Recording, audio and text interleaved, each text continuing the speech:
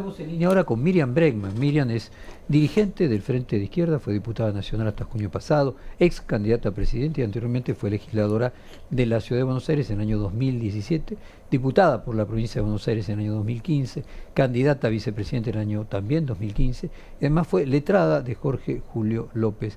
El testigo desaparecido en el año 2006 debe prestar testimonio contra Miguel Osvaldo Echecolás. Vamos a recibir a Bregman escuchando cuánto tiempo más llevará de y por David Lebón. Con el tiempo vas cambiando y tus ojos van mirando más allá. ¿Y cuánto tiempo más llevará?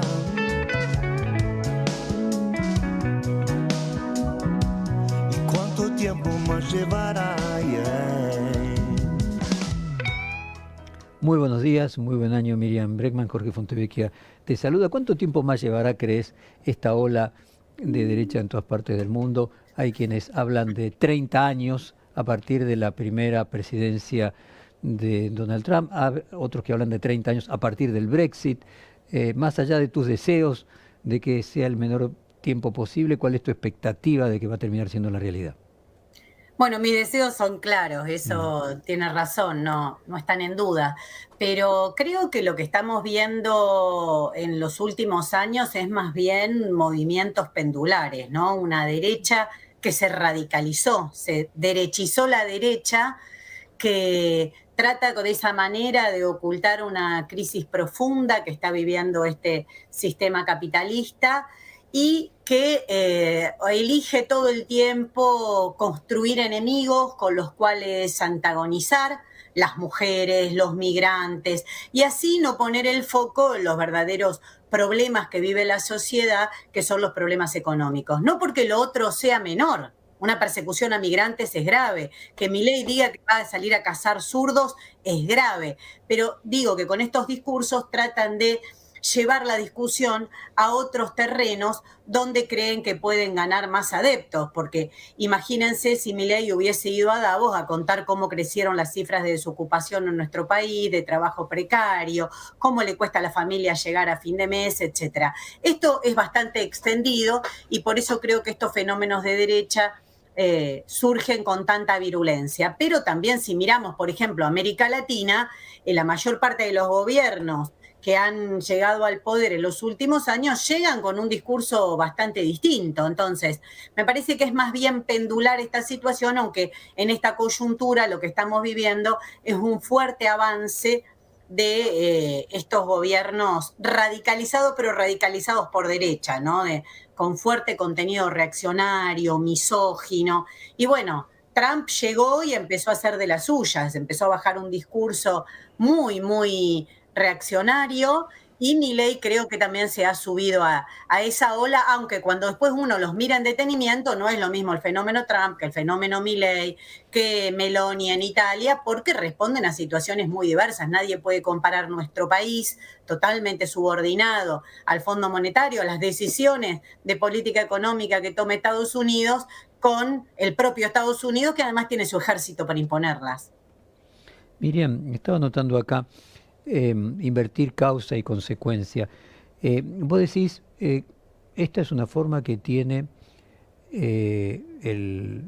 la derecha de tapar los problemas de insuficiencia del capitalismo. Podríamos irnos entonces a la crisis de 2008, donde los que estaban era Occupy Wall Street. Y los mismos de Occupy Wall Street que se quejaban de la regresiva distribución de la renta a partir de la caída del muro de Berlín, la concentración cada vez más de la riqueza del 1% más rico del planeta, esos mismos que se quejaban contra los empresarios y contra el 1% más rico, incluso las pancartas en aquel momento es soy el 99%, es decir, casualmente el 99% que a lo largo de los 25 años anteriores no se había, 15 años anteriores en aquel momento, no se había beneficiado con el crecimiento del Producto Bruto Mundial, sino había perdido inclusive en una distribución de la riqueza, el famoso libro de Piketty, El Capital del siglo XXI. Sí. Esos mismos de Occupy Wall Street, después ocupan el Capitolio. Se puede decir que hubo una genialidad por parte de personas como Trump de invertir causa y consecuencia y dar vuelta el reclamo por la no distribución de la renta en una manera en que cambió a los responsables y puso a los responsables a que sería la consecuencia como causa?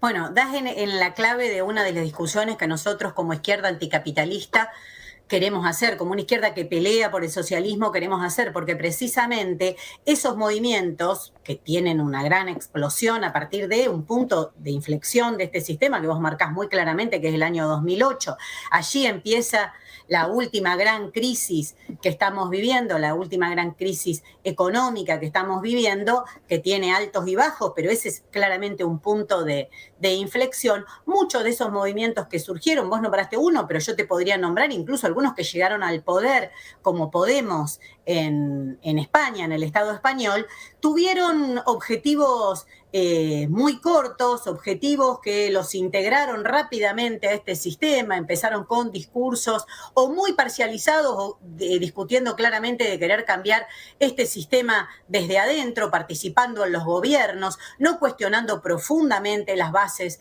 de este sistema, que son las que generan esa desigualdad, hablando mucho de la pobreza y tal vez menos de la riqueza o cuestionando menos a esa riqueza. Me parece que todo eso llevó a que fueran rápidamente perdiendo expresión, perdiendo valor. Por eso creemos que la discusión es bastante más profunda, que lo que hay que cuestionar son las bases de este sistema que sigue llevando a que el 30% de la comida que se produce en el mundo se tire, aunque 3, 4 personajes como estos que se rodean Milei, que le gusta tanto, como Elon Musk, concentren una riqueza que uno ya no puede ni denominar en números, ¿no? Cuesta hasta transformarla en números y que es comparable solamente al PBI de un país, ya no se puede comparar con otras fortunas siquiera. Entonces, me parece que ahí están algunas de las discusiones profundas que se vienen, pero que no es que Trump asume ahora y todo eso lo va a resolver con bravuconadas. Después todo eso se tiene que llevar a la realidad. Pensá, Jorge,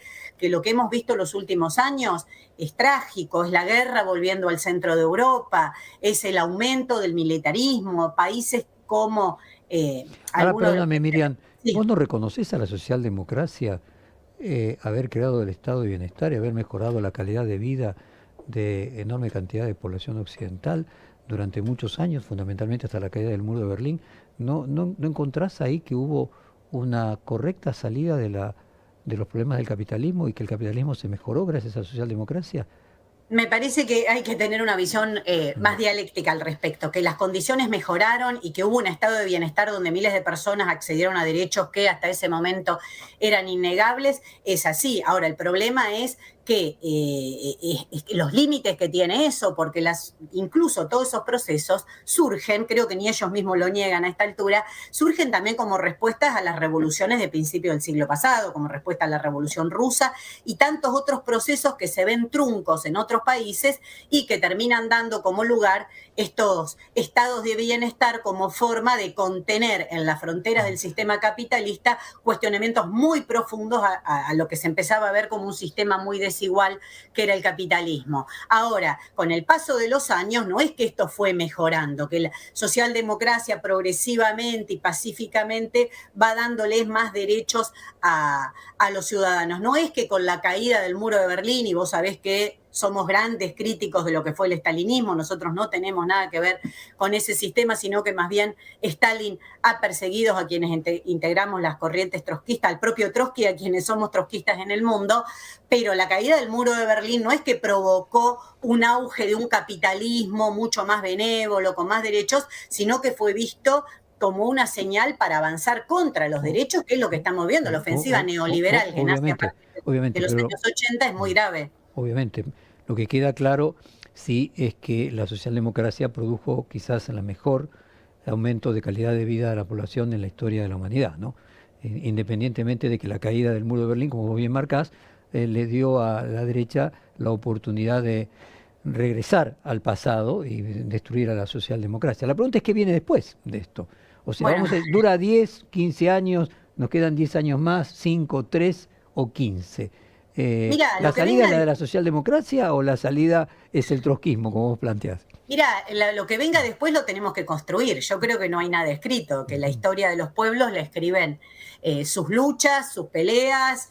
No está escrito qué es lo que va a venir. A mí me preocupa cuando miro esto, es la complacencia. Fíjate, te pongo un ejemplo chiquito, pero creo que hay que empezar con ejemplos concretos para que se vea. Las barbaridades que ha dicho Milei estos días, las barbaridades que anuncia, por ejemplo, retroceder en políticas conquistadas como la lucha contra la violencia de género, y la reacción es muy parcial todavía. Hay muchos que creen que hay que seguir coqueteando con Milei porque tiene un cierto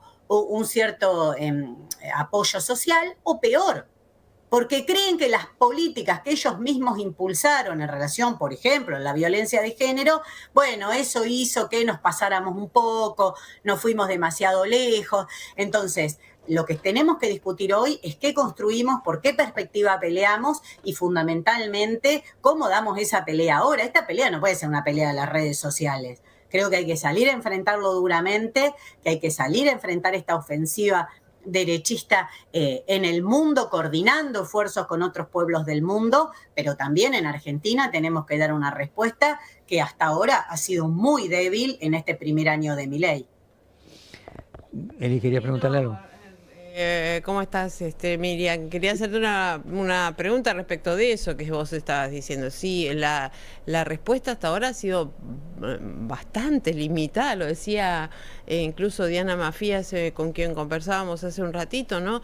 Es decir, referentes como Cristina Kirchner, Mauricio Macri, que incluso han alentado, Macri fue quien estableció el matrimonio igualitario en la ciudad de Buenos Aires, antes de la legislación nacional. Es llamativo que no se hayan expresado con cuestiones que parecía que los argentinos no las teníamos en discusión, ¿no? No sé, suena llamativo eso. Coincido con vos, son espantosas especulaciones. Yo lo titularía espantosas especulaciones por esto que te digo, de ver si es el momento de pelearse con Milei, si no es el momento, si a determinados sectores que lo apoyan le cae bien o no lo que decimos. Bueno, esas especulaciones son terribles para los derechos de los pueblos, para los derechos de las mujeres, de la diversidad y todo lo que nos ha costado Sí, porque hacen a la convivencia entre los argentinos, o sea, cuestiones que parecían o creíamos que teníamos resueltas y volver a discutirlas, no sé. Bueno, las mujeres sabemos que, como decía Simone de Beauvoir, que toda lucha que abandonamos hace que vuelvan los mismos intereses a avanzar sobre nosotras, ¿no? Que bastará una crisis, decía ella, para que vuelvan a intentar a quitarnos los derechos que conquistamos. Entonces, primero, durante el gobierno de Alberto Fernández se produjo una fuerte institucionalización de muchas de estas peleas, de tratar de incorporarlas a los aparatos del Estado, a que quedaran ahí y prometer que las soluciones van a venir desde arriba. Ese fue un gran elemento para que después la derecha lo usara, la ultraderecha lo usara, como diciendo, bueno, todos tienen un carguito, todos consiguieron algo. Abandonar las calles fue el primer gran problema que tuvimos. Y ahora estas especulaciones, creo que está bastante desatado el año electoral en el peor sentido de la palabra. Hay todo tipo de especulaciones y es llamativo, como bien señalabas vos, que no se esté diciendo cómo que vamos a eliminar la figura del femicidio. Claro, justamente eso. ¿Qué quiere decir eso? Cuando los números son claros, o sea, Milei es bastante torpe. Yo digo que vivió en un tupper porque además nunca se enteró que hubo luchas en la Argentina. Es evidente que él vivía en un micromundo de canales de televisión donde hacía cosas muy estruendosas, pero sabía muy poco lo que pasaba afuera. Pero alguien le puede contar, mirá, acá vos lo negás, pero las cifras son contundentes, los femicidios en la Argentina son un problema grave. No es que se llegó a que después de muchísimo tiempo la ley lo contemple, porque sí, la ley lo contempla después de largas peleas y de demostrar año tras año que la violencia machista genera muertes terribles en nuestro país, que deja niños y a niños sin sus mamás cada año. Es decir, no se puede negar todo eso. Ellos lo toman como parte de una batalla cultural. Sí, es una batalla ideológica, pero tiene consecuencias nefastas en la realidad. Miriam, así como te recibimos con cuánto tiempo más llevará, te vamos a despedir con Va y Pasar de Chico Buarque, que era una canción que Chico construye en la dictadura, y en realidad lo que les está diciendo a los dictadores es: ustedes van a pasar. Así que bueno, esta ola de extrema derecha va a pasar. Te mandamos un beso grande el mejor año 2025 y nos mantendremos cerca como siempre. Muchas gracias. Gracias igualmente para ustedes. Va a pasar de Chico Huarque. Bye.